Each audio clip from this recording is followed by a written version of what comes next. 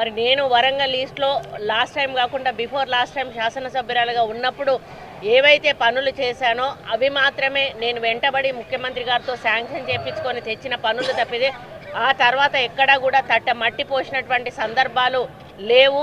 కేవలం మరి భూతందాలు, రౌడీయిజం, గూండాయిజం చేసుకుంటూ మరి అక్రమ సంపాదన చేసుకుంటూ గడిపినటువంటి నాయకులు ఉన్నారు తప్పితే ఇక్కడ వరంగల్ ఈస్ట్ వెస్ట్ రెండు చోట్ల కూడా మరి అభివృద్ధి విషయంలో ఏ ఒక్క రోజు కూడా ఒక్క రూపాయి తెచ్చి ఇక్కడ అభివృద్ధి చేసిన సందర్భం లేదు. కానీ రేవంత్ రెడ్డి గారు ఎప్పుడైతే ముఖ్యమంత్రి అయ్యారో ఆయన ఒక ఆశయంగా పెట్టుకున్నారు. తెలంగాణలో మరి హైదరాబాద్ తర్వాత అతిపెద్ద నగరం వరంగల్ నగరము. వరంగల్ నగరాన్ని అన్ని రంగాల్లో అభివృద్ధి చేసి హైదరాబాద్తో సమానంగా అభివృద్ధి చేయాలని వారు పదే పదే మా ముందు మాట్లాడడం జరిగింది.